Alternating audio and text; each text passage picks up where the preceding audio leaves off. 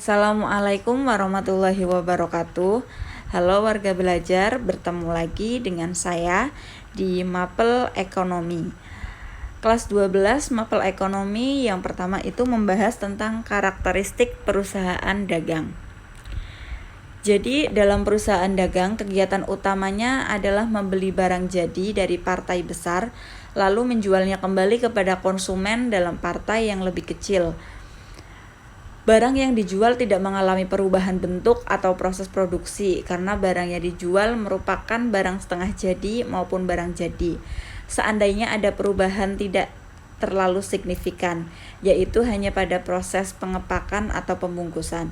Misalnya, contohnya itu warga belajar membeli jajanan seperti makaroni dengan jumlah yang besar, misal 10 kilo. Kemudian warga belajar melakukan pengepakan kembali dengan jumlah yang lebih kecil, yaitu per kilo untuk dijual kembali. Itu contoh dari kegiatan perusahaan dagang. Kemudian dalam perusahaan dagang itu setiap transaksinya tidak hanya dengan cara tunai, tetapi bisa juga dengan hutang. Nah, syarat-syarat dalam pembayaran hutang, pertama ada end of month atau EOM. Artinya, pembayaran utang paling lambat akhir bulan. Misalnya, warga belajar membeli pada tanggal 15 Januari. Secara hutang, maka warga belajar akan membayar atau melunasinya di tanggal 31 Januari apabila dalam faktur syaratnya tertulis EOM. Kemudian yang kedua ada N/30. Artinya pembayaran utang paling lambat 30 hari setelah transaksi pembelian. Misalnya, warga belajar membeli pada tanggal 5 Januari secara hutang, kemudian di faktur tertulis N/30. Maka warga belajar harus melunasi hutang warga belajar pada tanggal 5 Februari karena 30 hari setelah tanggal transaksi. Kemudian yang ketiga ada 10/5 N/30. Artinya pembayaran utang paling lambat 30 hari setelah transaksi. Jika mampu melunasi dalam waktu hanya 5 hari, maka kita akan mendapat potongan harga sebesar 10%. Misalnya, warga belajar membeli pada tanggal 5 Januari, kemudian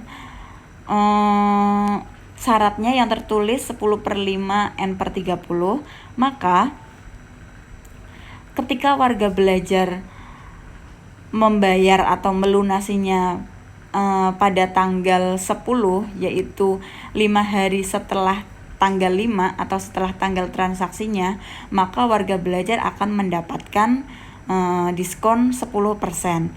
Tetapi apabila warga belajar melunasinya lebih dari tanggal 10, maka warga belajar tidak mendapatkan potongan. Jadi tadi kan transaksinya tanggal 5 Januari. Kalau pengen dapat potongan berarti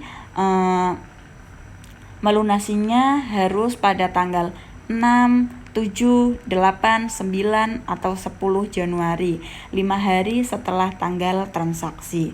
Tetapi ketentuan umumnya karena ada N/30, maka kewajiban membayar hutangnya itu sama seperti syarat yang kedua, yaitu 30 hari setelah tanggal transaksi. Untuk tugasnya silahkan videonya di-pause, dibaca dengan cermat. Untuk syarat yang ketiga itu bukan hanya 10/5, tetapi bisa 15/5, 30/5, atau 30/15, itu tergantung soalnya. Yang terpenting yang perlu warga belajar pahami, yang di atas itu merupakan besar diskonnya, sedangkan yang di bawah itu merupakan ketentuan harinya apabila ingin mendapatkan diskon dan dihitung setelah tanggal transaksi, diingat-ingat. Cukup sekian dari saya. Terima kasih. Wassalamualaikum warahmatullahi wabarakatuh.